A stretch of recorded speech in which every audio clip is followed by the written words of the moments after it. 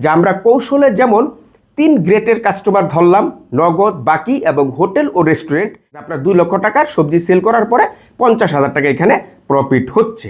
যে নতুনরা হয়তো বা ভয় পেতে পারেন, ভয় পাওয়ার কোনো কারণ নেই। এই ব্যবসার মধ্যে আরও অনেক কৌশল রয়েছে।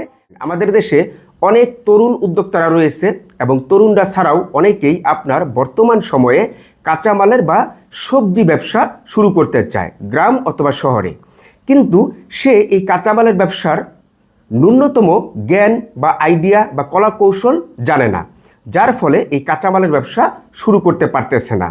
তো আপনি যদি সত্যিই সবজি ব্যবসা বা কাঁচামালের ব্যবসা শুরু করতে চান, তাহলে এই ভিডিওটি আপনি মনোযোগ সহকারে দেখতে পারেন, কারণ আপনি মনে মনে যা খুঁজতেছেন তার পুরোটাই আপনি এই ভিডিওতে পাবেন।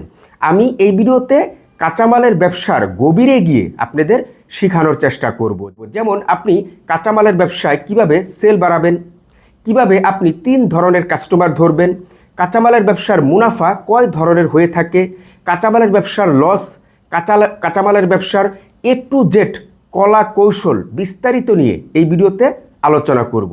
তো সর্বপ্রথম আপনি যখন ডিসাইড করলেন যে আপনি কাঁচামালের বা সবজি ব্যবসা স্টার্ট করবেন, সেক্ষেত্রে আপনাকে সর্বপ্রথম যে কাজটি করতে হবে, আপনি যদি শহর থেকে ব্যবসাটি শুরু করেন, যে আপনি শহরের যে কোনো একটি গার্মেন্টস এরিয়াতে অথবা মহল্লার মধ্যে, বা যে কোনো একটি এলাকার মধ্যে অথবা যে কোনো একটি বাজারের মধ্যে অথবা একটি মার্কেটের মধ্যে আপনি এই সবজির ব্যবসাটা শুরু করবেন, তাহলে এই যে আমি যতগুলি জায়গার বা প্লেসের নাম বললাম, এই সমস্ত প্লেসে আপনাকে সুন্দর একটি ভালো পজিশনে দোকান চুজ করতে হবে। মনে রাখবেন যে কাঁচামালের ব্যবসা যদি আপনি ভুল ভাল পজিশনে শুরু করেন, তাহলে সেই কাঁচামালের ব্যবসা আপনার শনিয়ে 8 দিনও কিন্তু চলবে না। আপনি সম্পূর্ণরূপে লস খেয়ে সেখান থেকে উঠে চলে আসবেন। কেন? কারণ আপনার পজিশন যদি ভালো না হয়, তাহলে সেখানে কিন্তু আপনার এই সবজি বা কাঁচামালের চাহিদা থাকবে না। আর যখনই চাহিদা থাকবে না, যখন আপনি কাঁচামাল প্রতিদিন নিয়ে আসবেন, তখন সেখান থেকে আপনি অর্ধেক বিক্রি করবেন এবং বাকি অর্ধেক আপনার পচে যাবে, গলে যাবে, নষ্ট হয়ে যাবে। তাহলে তখনই আপনি লসের সম্মুখীন হবেন। আর এভাবে যখন আপনি শনিয়ে 8 দিন লস দিবেন, তখনই আপনি 8 দিন পরে সেই ব্যবসা রেখে চলে আসবেন। যেই পজিশনে আপনি চতুর্দিকে কাস্টমার পাবেন, অথবা যেই পজিশনে আপনার ভালো পরিমাণের ঘনবসতি রয়েছে, বা আরও ইত্যাদি বিভিন্ন ধরনের প্রতিষ্ঠান রয়েছে, বা বিভিন্ন শ্রেণীর মানুষরা সেখানে বসবাস করে, এরকম দেখে আপনাকে পজিশনটা চুজ করতে হবে। এছাড়া আপনি যদি গ্রাম থেকে ব্যবসাটা শুরু করেন, তাহলে গ্রামেও আপনাকে সেমভাবে এই রকম একটি পজিশন খুঁজতে হবে। দেখ, আপনি যে বাজারের মধ্যে হোক, ভালো পজিশনে হোক, সুন্দর একটি দোকান নিলেন, সেই দোকানের মধ্যে আপনি সবজি বা কাঁচামালের ব্যবসা করবেন, তাহলে সেই দোকানটা কিন্তু আপনার সুন্দর একটি ডেকোরেশন করতে হবে কাঁচামাল বিক্রি করার জন্য। এখন আপনি কাঁচামাল নিয়ে আসলেন, একদম লেটা ফেটা করে, এই জায়গায় এইটা, এই জায়গায় বেগুন, এই জায়গায় পুটল, এই জায়গায় মিষ্টি কুমড়া, ওই জায়গায় লাউ, এই জায়গায় 10 মুঠা শাক ফেলে রাখলেন।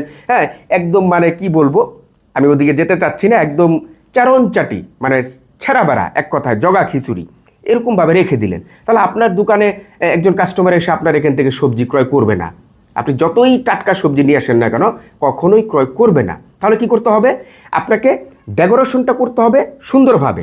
আপনি প্রত্যেকটা আইটেম যে জায়গাটার মধ্যে রাখবেন, সেখানে আপনি একটি ডেকোরেশন করতে পারেন। ডেকোরেশনটা আপনি স্টিলের মাধ্যমেও করতে পারেন, আবার আপনি এক সাইজের ঝুড়ি হোক, বা যে কোনো বুল হোক বা নেট হোক, যেটি হোক না কেন, এক সাইজের দিয়ে আপনি ডেকোরেশন করতে পারেন। এখানে এক সাইজের ঝুড়ি, এখানে এক সাইজের ঝুড়ি, প্রত্যেকটা আপনি এক সাইজের ঝুড়ি দিয়ে, এখানে পুটল, এখানে বেগুন, এখানে ভেন্ডি, এখানে লেবু, এখানে ধনিয়া পাতা, এখানে টমেটো, এখানে লাউ, এখানে শাক, ইত্যাদি ইত্যাদি যত রকমের সবজি রয়েছে, এক রকম সাইজের একটি পাত্রের মধ্যে আপনি রেখে সুন্দর একটি ডেকোরেশন এখানে তৈরি করবেন। তার পাশাপাশি এখানে আপনার এই যে সবজির যে সাজ রয়েছে, এই সাজটাও কিন্তু আপনাকে সুন্দরভাবে দিতে হবে। সাজের কারণে আপনার সম্পূর্ণ যে সবজির আইটেমগুলি, এটা ফুটে রয়েছে, সুন্দর দেখা যাচ্ছে, এটা অনেকেই বুঝে না। 10টা দোকান ফেলে আপনার দোকানের মধ্যে এসেই কাস্টমার ভিড় করবে। তাহলে কতটা গুরুত্বপূর্ণ আপনার এই ডেকোরেশন। এখন আপনাদের বিক্রি করার পালা, তাই না? তো দেখুন, এই যে আপনি কাঁচামালগুলি বা সবজিগুলি প্রতিদিন যে আপনি নিয়ে আসবেন, ধরেন আমি একটু এক্সাম্পল দিয়ে বুঝাই। ধরেন আপনি 10,000 টাকার সবজি প্রতিদিন নিয়ে আসলেন। এখন এই 10,000 টাকা থেকে ধরেন আপনি নগদ প্রতিদিন বিক্রি করতেছেন 50% অথবা 5,000 টাকার, আপনি প্রতিদিন নগদ বিক্রি করতেছেন, বাকি এখনও 5,000 টাকার মাল কিন্তু আপনার রয়ে যাচ্ছে। তাহলে এই 5,000 টাকার মাল কারা ক্রয় করবে? এই 5,000 টাকার সবজি আপনার বিক্রি করতে হবে বাকি কাস্টমারের কাছে, অর্থাৎ আপনাকে বাকি কাস্টমার ধরতে হবে। প্রথম অবস্থা থেকে আপনাকে বাকি কাস্টমার ধরতে হবে এই সবজি বা কাঁচামালের ব্যবসা করার জন্য। তাহলে ওই 100 বাকি কাস্টমারের কাছে আপনি আরও 3,000 টাকার সবজি বিক্রি করবেন বা 30% সবজি আপনি বিক্রি করবেন। তাহলে এখনও কিন্তু আপনার 2,000 টাকার অথবা 20% সবজি কিন্তু আপনার রয়ে গেছে, তাই না? তাহলে এই সবজিটা আপনি কার কাছে বিক্রি করবেন? এই সবজিটা আপনি বিক্রি করবেন হচ্ছে আপনি বিভিন্ন হোটেল ধরবেন, বিভিন্ন রেস্টুরেন্ট ধরবেন, এদের কাছে আপনি বিক্রি করবেন। তাহলে আপনার টোটাল যে 100% বা টোটাল যে আপনার 10,000 টাকার পার ডে যে সবজিটা, এটা কিন্তু 3টি কাস্টমারের কাছে বা 3টি সেক্টরে আপনার কমপ্লিট হয়ে গেল। এখন নগদ কাস্টমার আপনার দৈনিক একটি নগদ মুনাফা দিচ্ছে, নগদ একটি সেল দিচ্ছে। বাকি কাস্টমার সেটা আপনার প্রতিদিন একটি সেলের পরিমাণ বাড়াচ্ছে, তার পাশাপাশি এটা মাসিকভাবে আপনার একটি মুনাফা বা আয় আসবে বা এটা মাসিক সেল। তার পাশাপাশি এই যে হোটেল বা রেস্টুরেন্টে যে আপনি সেল করতেছেন, এইখানে আপনার কি হবে? এখানে হবে হচ্ছে আপনার এই যে প্রতিদিন যে মাল বিক্রি করার পরে লাস্ট ফিনিশিংয়ে দেখা হলো যে আপনার 10টা লাউ রয়ে গেছে বা 5 কেজি পুটল রয়ে গেছে বা 10 কেজি বেগুন রয়ে গেছে ফর এক্সাম্পল। এই মালটা রাত পোহালে নষ্ট হয়ে যাবে, আজকে রাতের মধ্যে এটা টাটকা থাকবে। তখন এই মালটা আপনি কাভার করবেন হোটেল বা রেস্টুরেন্টে দিয়ে। এখন তাদের কাছে যখন আপনি দিবেন তখন এখানে দেখা গেল যে আপনার সম্পূর্ণ যে 100% এটা কাভার হয়ে গেল। আমাদের কৌশলে কাস্টমার ধরতে হবে, কৌশলে বিক্রি বাড়িয়ে দিতে হবে এবং কৌশলে আমাদের ঝুঁকি মুক্ত থাকতে হবে, ঠিক আছে? এখন আমরা যদি আসি এই কাঁচামালের ব্যবসার মুনাফার মধ্যে, দেখুন এই যে আপনি যে যেরকমভাবে আপনি কৌশলে 3টি সেক্টরে আপনার সবজি সেল করলেন বা 3 গ্রেডের কাস্টমারের কাছে আপনার সবজি সেল করলেন, নগদ, বাকি এবং হোটেল ও রেস্টুরেন্ট, তাই না?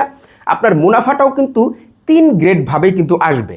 এক্সাম্পল দিয়ে বোঝাচ্ছি, দেখুন এখানে আমার কোনো কথা আপনারা কেউ ফিক্সড আকারে ধরবেন না, গ্যারান্টি আকারে ধরবেন না, হ্যাঁ, জাস্ট ব্যবসার লজিক বোঝার ক্ষেত্রে ধরবেন।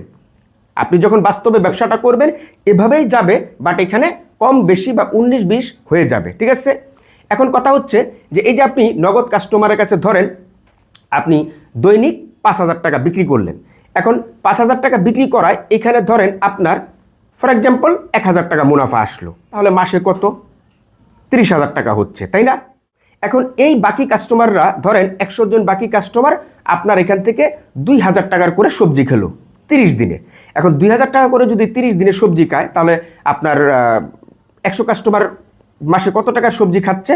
2 লক্ষ টাকার সবজি খাচ্ছে। এখন এই 2 লক্ষ টাকা থেকে ধরেন আপনার প্রফিট কত? ধরেন আপনার প্রফিট হচ্ছে এখানে আপনার 50,000 টাকা, যে আপনার 2 লক্ষ টাকার সবজি সেল করার পরে 50,000 টাকা এখানে প্রফিট হচ্ছে। তাহলে এখানে আপনার মাসিক কাস্টমারের কাছ থেকে আলাদা কিন্তু একটি প্রফিট চলে আসতেছে। তাহলে এই প্রফিটের সাথে আপনার এই নগদ প্রফিটের সাথে কিন্তু মিলতেছে না। হ্যাঁ, এখানে না মিলার আরেকটি কারণ রয়েছে, সেটি হচ্ছে যে আপনি যখন নগদ কাস্টমারের কাছে 1 কেজি বেগুন বিক্রি করবেন, সেখানে ধরেন আপনি 40 টাকায় বিক্রি করে দিলেন, কারণ ওটা হচ্ছে নগদ কাস্টমার। যখন আপনার বাকি কাস্টমার আবার 1 কেজি বেগুন ক্রয় করবে তখন কিন্তু আপনি আর 40 টাকায় বিক্রি করবেন না, কারণ এই বাকি কাস্টমারটা আপনার এই বেগুনের টাকাটা কিন্তু দীর্ঘ 1 মাস পরে কিন্তু আপনাকে দিবে। বা বাকি ব্যবসার নিয়মই হচ্ছে এইটা, নগদের সাথে বাকি কখনোই মিলে না। আপনি বাকি শুধু সবজি নয়, যে কোনো জিনিস আপনি যখন বাকিতে ক্রয় করতে যাবেন তখন নগদ প্রাইসের সাথে কখনোই বাকির প্রাইস মিলবে না, ঠিক আছে? তাহলে সেই বেগুনটা আপনি কিন্তু তখন 50 টাকায় বিক্রি করবেন। আপনি একটি লাউ নগদ টাকায় বিক্রি করলেন 50 টাকায়, সেই লাউটাই দেখা হলো যে আপনি যখন বাকি কাস্টমারের কাছে বিক্রি করবেন তখন আপনি 60 টাকায় অথবা 65 টাকায় অথবা 70 টাকায় বিক্রি করবেন, তাই না?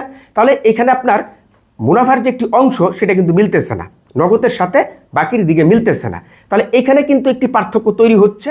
এখন 3 নাম্বার যে গ্রেটের যে মুনাফাটা, যেটা আপনি হোটেল বা রেস্টুরেন্টে পার ডে দৈনিক যে আপনি সবজিগুলি দিচ্ছেন, এখানে আবার আপনার লাভও হতে পারে অথবা পুঁজিও আসতে পারে। কেন? ওই যে আমি যেটা বলেছিলাম যে 20% মাল আপনি শেষের দিকে কোন কাস্টমারের কাছে দিবেন? হোটেল বা রেস্টুরেন্টের কাছে দিবেন, তাই না? এখন হোটেল বা রেস্টুরেন্টের মালিক আপনার কাছ থেকে বেলা শেষে রাত্রেবেলায় কেন এই সবজিটা নিবে? সে কিন্তু পর্তার জন্যই কিন্তু নিবে, তাই না? আবার আপনিও পর্তার জন্যই দিবেন, কারণ এই মালটা যদি রাতটা পার হয়ে গেলে আপনার লস হয়ে যাবে। এখন হোটেলে দেখা গেলো যে অনেক সময় আপনার কিনার দামে অর্থাৎ পুঁজি উঠিয়েই দিয়ে দিতে হবে। তাহলে এই যে 3 নম্বর গ্রেডে এখানে আপনার লাভও হতে পারে, আবার দেখা গেলো যে শুধুমাত্র পুঁজিও উঠতে পারে। হ্যাঁ, এর জন্য আমি এইখানে মুনাফাও ধরতেছি, আবার অনেক ক্ষেত্রে মুনাফা ধরতেছিও না। তার মানে এই 3 নম্বর গ্রেডটা আমরা একটু আলাদা করে রেখে দিলাম।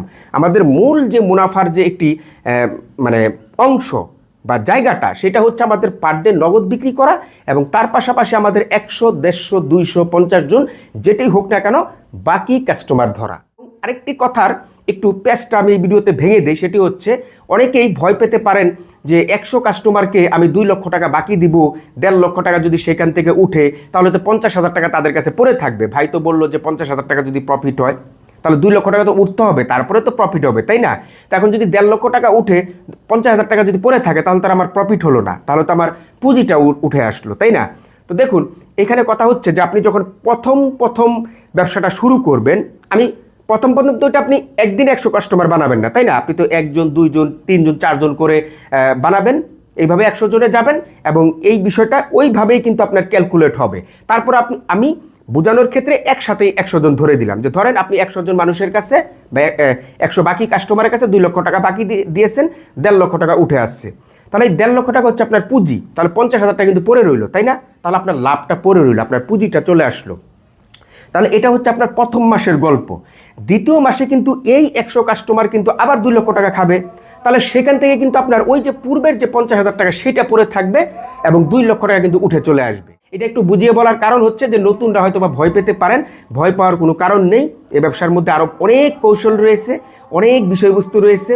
আশা করি আপনারা আমার কথার ধরনে বুঝতে পারবেন, কারণ এই কথাগুলি যখন আমি ভেঙে বলবো তখন এই কথাগুলি চটকদার হয়ে যাবে, লোভনীয় কথা হয়ে যাবে। আর আমি চটকদার কথাও বলতে চাই না, লোভনীয় কথা বলে আপনাদের লোভ দেখাতে চাই না। এখন অনেকেই বলতে পারেন যে ভাই, আপনি শুধুমাত্র এই যে দৈনিক কত টাকা সেল করলে অথবা বাকি কাস্টমারের কাছে মাসে সারা মাস বিক্রি করলে কি পরিমাণ একটি মুনাফা আসবে শুধুমাত্র সেটা বললেন, ঠিক আছে, বাট আপনি কোন সবজির মধ্যে কি পরিমাণ লাভ হয় সেটা তো বললেন না। দেখুন, এই কাঁচামালের ব্যবসার মধ্যে বা সবজি ব্যবসার মধ্যে অনেক বড় একটি সিক্রেট বিষয় রয়েছে, যেটা আমি ঘেটে এখানে বললে এই ব্যবসার সিক্রেটটা আর থাকে না। হ্যাঁ, আপনি ধরেন এক কথায় যে আজকে আপনি লাউ বিক্রি করলেন, সে এক পিস লাউ থেকে আপনার 20 টাকা 30 টাকা মুনাফা চলে আসতেছে। আবার আগামীকালকে এই লাউ থেকেই আপনার দেখা গেলো যে 10 টাকা প্রফিট করা অনেক কষ্ট হয়ে যাচ্ছে।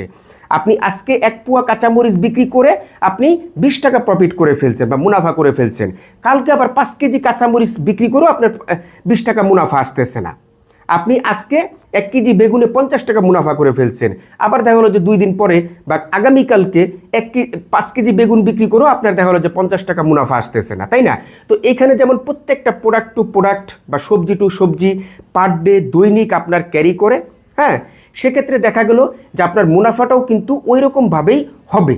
এখানে আমি যদি আপনাকে ফিক্সড করে কথা বলি যে দেখুন ভাই, 1 কেজি মরিচের মধ্যে আপনার 100 টাকা মুনাফা, বা এক কেজি মরিচ বিক্রি করলে আপনার 100 টাকা মুনাফা চলে আসবে। আজকে 1 কেজি মরিচে আপনি ঠিক 100 টাকা মুনাফা করলেন, বাট কালকে তো আপনার 10 কেজি মরিচেও আবার 100 টাকা আসতেছে না। আপনাকে তো ওই 100 টাকা আজকেরটা বলে লুপ দেখালাম, কিন্তু আসল কথাটা তো কেউ আপনাদের বলবে না বা বললো না। কিন্তু আমি আমার জায়গা থেকে কখনই আমি এই ধরনের ভুল ইনফরমেশন আপনাদেরকে আমি দিতে পারি না। অতএব আমি এক কথায় যেটা উত্তর দিব সেটি হচ্ছে যে কাঁচামালের ব্যবসায় মোটামুটি ভালো লাভ রয়েছে এবং লসও রয়েছে। আপনি যখন প্র্যাকটিক্যালি যখন ব্যবসাটা করবেন তখন আপনি ভিতরের যে বিষয়টা সেটা সুন্দরভাবে আপনি বুঝতে পারবেন, এইখানে ঘেটে বলে আর এই ব্যবসার সিক্রেট বিষয়টা আমি আর নষ্ট করতে চাচ্ছি না। এখন আমরা যদি আসি যে এই কাঁচামালের ব্যবসার বা সবজি ব্যবসার লসের প্রধান কারণটা কি বা সতর্কতা কি, এটা একটু আমাদের জানতে হবে, তাই না?